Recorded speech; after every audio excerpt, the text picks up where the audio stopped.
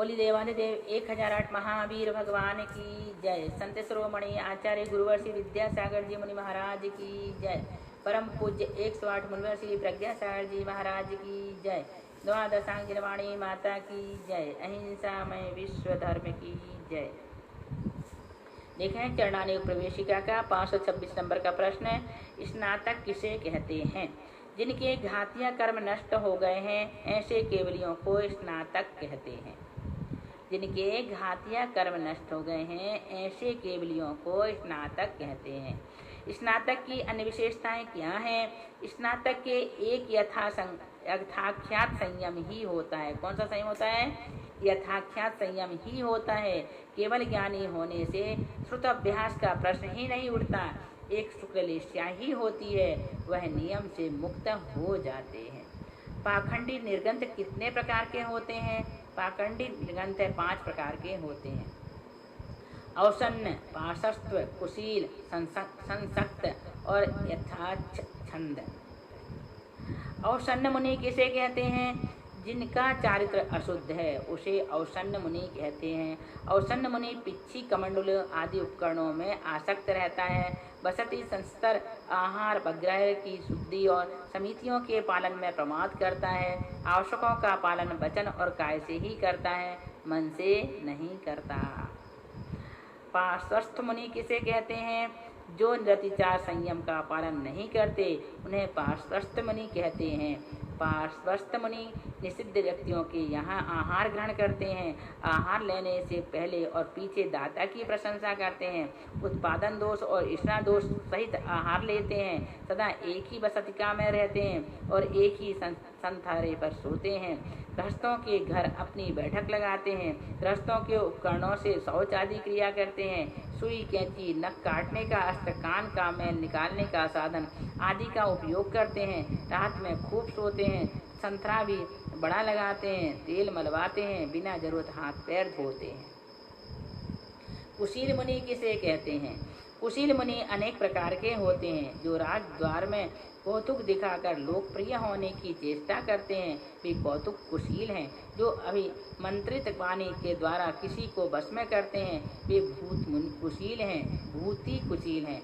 विद्याओं के द्वारा लोगों का अनुरंजन करने वाले रसैनिका कुशील कहे जाते हैं। अपनी जाति वगैरह बतलाकर भिक्षा प्राप्त करने वाले आजीव कुशील हैं। अनाथशाला में जाकर चिकित्सा कराने वाले भी आजीव कुशील हैं। साप आदि देने वाले प्रापातन कुशील हैं। संसक्त मुनि किसे कहते हैं?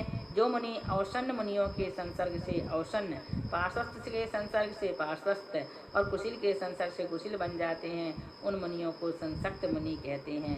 इनका आचरण नट की तरह होता है। यथाच्छंद मुनि किसे कहते हैं? जो मुनि स्वेच्छानुसार आगम विरुद्ध कथन करते हैं उन्हें यथाच्छंद मुनि कहते हैं। जैसे उस्तरे और कैंची से केस कटाना ठीक है, सचित्र रणों पर बैठने से भी भूमि सैन के मूल गुण का पालन होता है। बसतिका में ही भोजन करना अच्छा है क्योंकि भ्रमण करने से जीवघात होता है आदि। आचार्य पद देने की क्या पद्धति है? गुरु की आज्ञा से गुरु और साधुओं के सन्मुख विज्ञान और वैराग्य से संपन्न विनयी, धर्मशील, साधु, सिद्ध और आचार्य भक्ति करके आचार्य पदवी ग्रहण करता है। आचार्य के 36 गुण कौन से हैं? आचारत्व आदि 8-12 तप 10 स्त्रीकल्प और 6 आवश्यक 36 गुण आचार्य के हैं। आचारत्व आदि 8 गुण कौन से हैं? आचारी, आधारी, व्यवहारी, प्रकारक, आया पायदर्शी, उत्पीड़क, सुखकारी, अपरिश्रावी, ये 8 आचारत्व आदि गुण हैं। आचारत्व गुण किसे कहते हैं?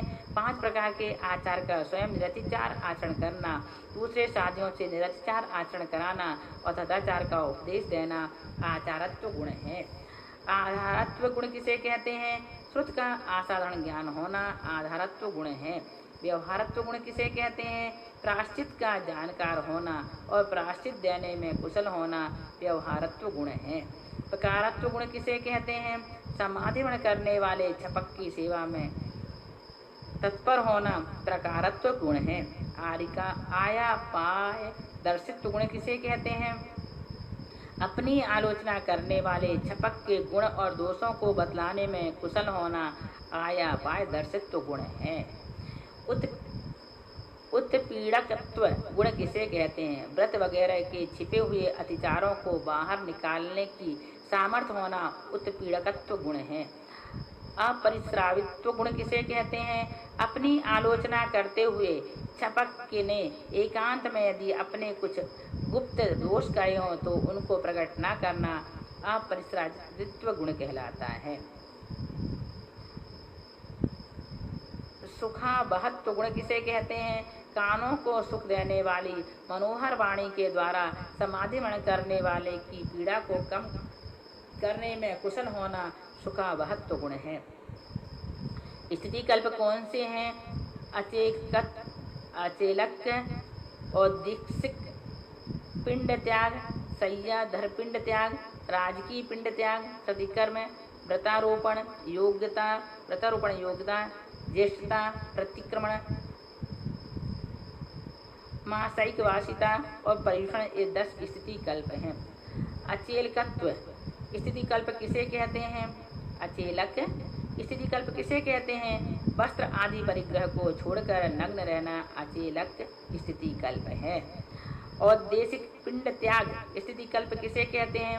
श्रवणों के उद्देश्य से बनाए गए भोजन वगैरह को औद्देशिक कहते हैं। औद्देशिक पिंड का त्याग करना दूसरा स्थिति कल्प है। सय्याधर पिंड त्याग स्थिति कल्प किसे कहते हैं? जो बसती बनाता है या दूसरे द्वारा बनवाई हुई बसती का जीर्णोद्धार कराता है, अथवा जो ना तो बसती बनाता है और ना ही जीर्णोद्धार कराता है किंतु केवल बसती देता है, उन तीनों को सय्याधर कहते हैं। उनके आहार उपकरण वगैरह को ग्रहण न करना तीसरा स्थिति कल्प है। राजपिंड त्याग स्थिति कल्प किसे कहते हैं? राजा अथवा राजा के समान ऐश्वर्यशाली व्यक्ति के आहार वगैरह को ग्रहण न करना चौथा स्थिति कल्प है। कृतिकर्म स्थिति कल्प किसे कहते हैं? पूज्य गुरुजनों की विनय और सेवा करना पांचवा स्थिति कल्प है। व्रतारोपण योग्यता स्थिति कल्प किसे कहते हैं? जो व्रत देने के योग्य हो उसी को व्रत देना, यह छठा स्थिति कल्प है। अर्थात जो वस्त्र, राजपिंड और उद्दिष्ट पिंड को छोड़ने में तत्पर हो और विनयी हो वही व्रत देने के योग्य होता है। व्रत देने का क्रम यह है कि गुरु की उपस्थिति में सामने स्थित आरिका को और श्रावक श्राविकाओं को व्रत देना चाहिए और आचार्य को स्वयं अपने वाम देश में स्थित साधु को व्रत देना चाहिए। ज्येष्ठता स्थिति कल्प किसे कहते हैं? चिरकाल से दीक्षित आरिका से भी आज का दीक्षित पुरुष ज्येष्ठ होता है, अतः सब आरिकाओं को साधु का विनय करना चाहिए। यह सातवां स्थिति कल्प है। प्रतिक्रमण स्थिति कल्प किसे कहते हैं? अचेलक आदि स्थिति कल्पों में स्थित साधु को यदि अतिचार लग जाए तो उसे प्रतिक्रमण करना चाहिए। यह आठवां स्थिति कल्प है। मासिक वासिता स्थिति कल्प किसे कहते हैं? एक मास ही एक स्थान पर रहना चाहिए, शेष समय में विहार करना चाहिए। यह नौवां स्थिति कल्प है। पर्युषण कल्प किसे कहते हैं? वर्षा काल के 4 मासों में विहार छोड़कर एक ही स्थान पर रहना पर्युषण कल्प है। वर्षावास का क्या नियम है? उत्सर्ग नियम तो यह है कि वर्षा काल में 120 दिन तक साधुओं को एक ही स्थान पर निवास करना चाहिए। कारणवश इससे कम या अधिक दिन भी ठहर सकते हैं। अर्थात यदि वृष्टि अधिक हुई या अध्ययन करना हो या शरीर अशक्त हो अथवा किसी साधु की वैयवत्य करना हो तो आषाढ़ शुक्ल दशमी से आरंभ करके कार्तिक की पूर्णिमा से आगे भी और 30 दिन तक एक स्थान पर रह सकते हैं। और यदि वर्षावास के स्थान पर मारी रोग या ध्रुवृक्ष का प्रकोप हो जाए जिससे श्रावक लोग वहां से भाग जाएं या गच्छ का नाश होने के निमित्त उपस्थित हो जाएं तो आषाढ़ पूर्णिमा बीतने पर श्रावणवदी चतुर्थी तक दूसरे स्थान पर जा सकते हैं, किंतु श्रावण कृष्ण चतुर्थी के बाद और कार्तिक शुक्ला पंचमी से पहले प्रयोजन होने पर भी साधु संघ को अन्यत्र नहीं जाना चाहिए। यदि अनिवार्य कारणों से जाना ही पड़े तो प्रायश्चित लेना चाहिए। एक विहारी मुनि कैसे होना चाहिए?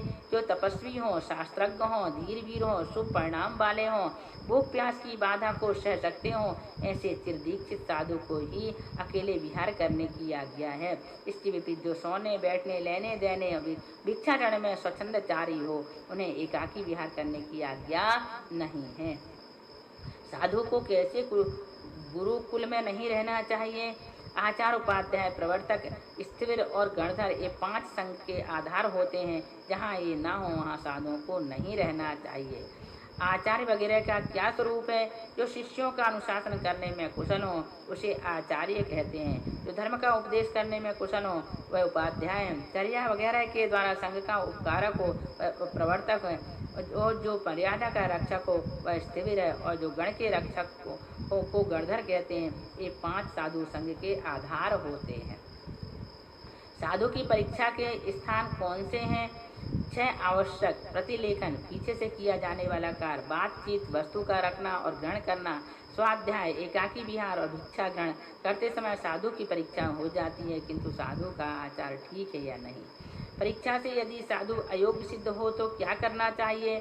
ऐसे साधु को प्रायश्चित देकर सुधारना चाहिए, किंतु यदि वह प्रायश्चित लेने के तैयार ना हो तो उसे संगवाह कर देना चाहिए। यदि कोई आचार्य ऐसे साधु को भी अपनाता है तो वह भी प्रायश्चित का भागी होता है। साधु को स्त्रियों के विषय में कैसी प्रवृत्ति रखना चाहिए? साधारण स्त्रियों की तो बात ही क्या, आरिकाओं के साथ भी साधुओं को अकेले में बातचीत नहीं करना चाहिए। वह यदि प्रश्न करे तो आरिकाओं की प्रावधान को आगे करके उसी के द्वारा प्रश्नोत्तर करना चाहिए। जहाँ आरिकाओं का निवास हो वहाँ साधुओं को स्वाध्याय, प्रतिपण वगैरह भी नहीं करना चाहिए। उठने बैठने की तो बात बहुत दूर है।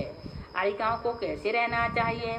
2-3 आरिकाओं को अपनी गढ़नी के साथ मिलजुल कर रहना चाहिए और लज्जा तथा मर्यादा का ध्यान रखकर अपना समय स्वाध्याय, तप वगैरह में बिताना चाहिए।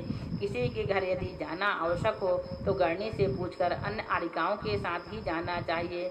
भिक्षा के लिए भी एकाकी नहीं जाना चाहिए। घरेलू आरंभ नहीं करना चाहिए। साधुओं के पैर आदि नहीं धोना चाहिए तथा आचार्य से 5 हाथ, उपाध्याय से 6 हाथ, तो साधुओं से 7 हाथ दूर रहकर ही गवासन से अर्थात जैसे गौ बैठती है उसी तरह से बैठकर ही नमस्कार करना चाहिए। इस प्रकार से चरणानुयोग प्रवेशिका पूर्ण हुई। इसमें मुनि और श्रावकों की चर्चा की गई है विशेष रूप से, और जो कुछ इसमें लिखा है हमने तो इसे पढ़ दिया है। अब आप इसे अपने तरीके से समझना, जैसा अच्छा लगे करना। ये पंडित कैलाश चंद्र जी शास्त्री जो बनारस वाले हैं, विशिष्ट ज्ञानी, जिनके द्वारा लिखी ये चरणानुयोग प्रवेशिका, कर्णानुयोग प्रवेशिका और द्रव्यानुयोग प्रवेशिका है। इसका हमने यहाँ पर पठन किए हैं और स्वाध्याय किए हैं। या जो कुछ भी आपको ऐसा लग रहा है, हमें बहुत अच्छी लगी।